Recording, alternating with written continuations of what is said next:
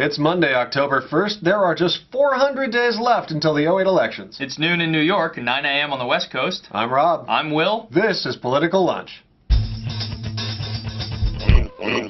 Welcome back to Political Lunch. Before we start the show, I want to just point out that pretty soon some of you are going to be seeing some advertising down here across the desk. There should be a little X right here where you can click. The ad goes away. We don't get paid, but, you know. On to the news. We start today with a couple of pieces of bad news for the GOP. Two articles in today's papers paint a bleak picture of the GOP's ever-shrinking base. Yes, the Washington Post has a piece on the pink panic, or the GOP's reluctance to engage with anyone, gays or minorities, who might pose a difficult question. And next there's this from ABC News about the possible defection of Christian conservatives from the GOP over the possible nomination of a pro-choice nominee like Rudy Giuliani. Now, according to leading conservatives like James Dobson and Tony Perkins, a third-party candidate might actually be more appealing than a candidate like Rudy, who's very solidly moderate on social issues. And speaking of the GOP, Newt Gingrich, who just last week said he might consider a White House bid if he could raise, say, $30 million or so, has officially given up on the idea. Apparently, he decided that it would be impossible to both run for president and continue to lead the think tank that he founded, American Solutions for Winning the Future. Sticking with the Republicans, we turn to Fred Thompson, who has offered a unique, if somewhat confusing proposal to deal with the hot-button issue of gay marriage. Now, on the campaign trail in Iowa last week, Thompson proposed a constitutional amendment which would prevent judges from recognizing civil unions or gay marriage from other states. Right now, the full faith and credit clause, that's Article 4 in the Constitution, mandates that judges recognize rulings from out of state on gay marriage and everything else, but Thompson's plan would create an exception for gay marriage. Now, constitutional scholars are, well, dubious at best, and most voters are pretty confused, but this may be an effective way to sidestep the gay marriage issue altogether.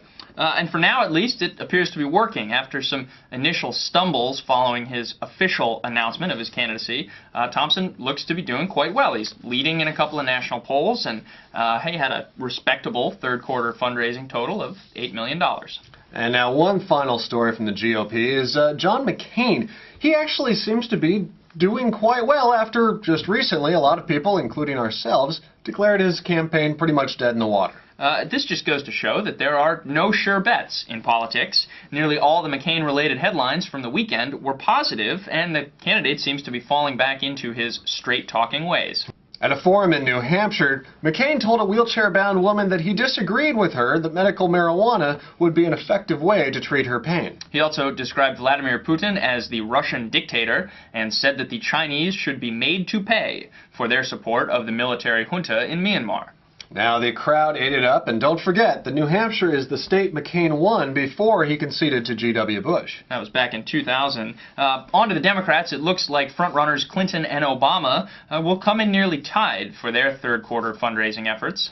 With just a day to go before the end of the fundraising quarter, both campaigns reported a total haul of about $18 million.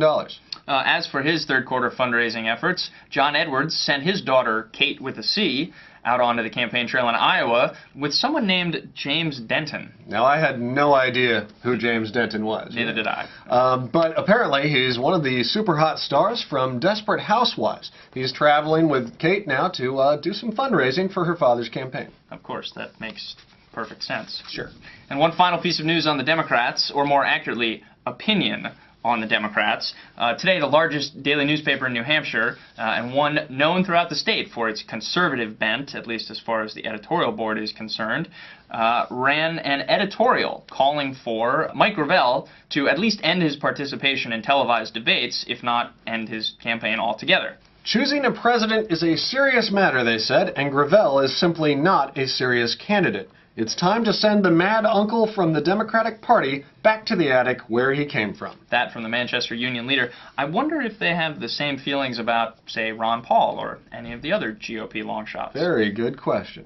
By the way, we interviewed Mike Gravel here on the show a while back, and you can always check the archives to see that. That's it for Political Lunch today. I'll be back with your Tuesday snack tomorrow. Thanks for watching.